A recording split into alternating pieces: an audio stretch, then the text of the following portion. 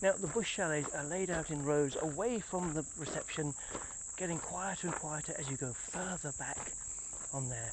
There's 1 bedroom and 2 bedroom versions. Otherwise they're all equipped out the same. Now you've got to remember this camp was built in the 60s, and all they've done is hobble it together and sort of maintain it, update it a bit here and there since. So the styling is not exactly mind-blowing, but it works, it's practical, it's functional, and as you can see there is a lot of these, and it's amazing how full they get. They are very popular.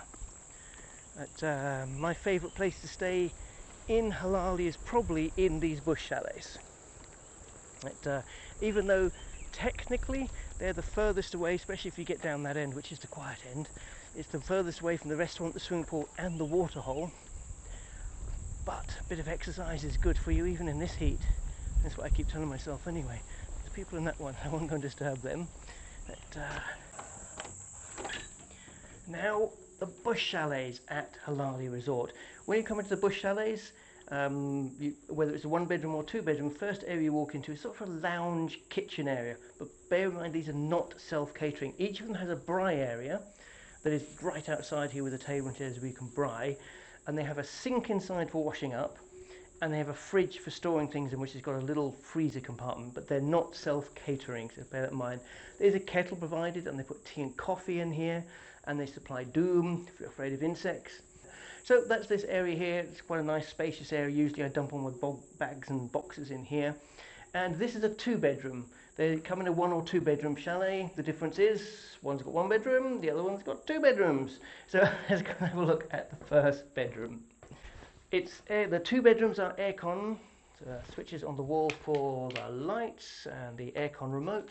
Let's turn the aircon on, and this is one of the older aircons, so we can see if it's very noisy or not. It's set at 27 degrees. Somebody seriously needed some extra heat last night. So while that's powering up, in each bedroom you've got bedside lights. There's 1 plug socket in the bedroom, and it's not by the bed, which is a bit of a pain. So help you charge your phone away from the bed and not sit in bed with your phone. So there's only 1 plug socket per room, but there is the lights, the nice beds, they're nice comfy beds. Linen is okay, it's clean, it's just not that good quality, and it's quite thin, but it's comfortable enough. You've got pillows, there is spare pillows in the cupboard, there's also spare blankets in the cupboard if you don't want to pump the aircon up to 37 degrees for some reason. Towels are provided, and duvets more for the winter time, or if you sleep all night and it gets a bit too chilly with the aircon on, you can pull the duvet up. There is a cupboard in the corner with spare pillows and 3 hangers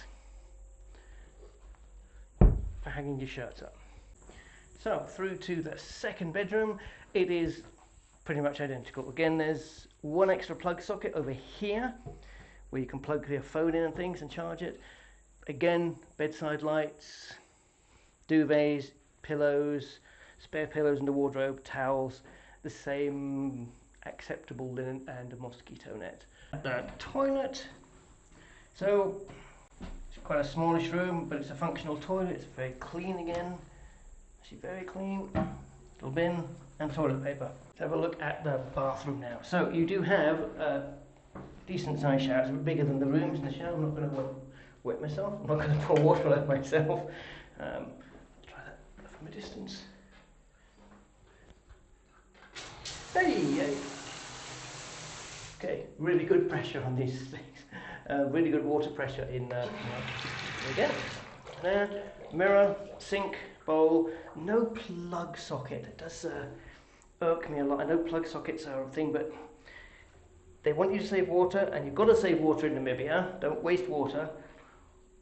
But then they don't give you a plug socket. It'll keep them in the rooms, which there's towels underneath there. So it's one tip I always put on our customer sheets: take a plug with you. Just saves a little bit of water, and it's easy to wash. But anyway, the water and everything, it's all clean. Again, it just looks aged rather than worn. There is insect repellent, soap, shampoo, and body lotion as well provided, and a sewing kit, and of course essential shower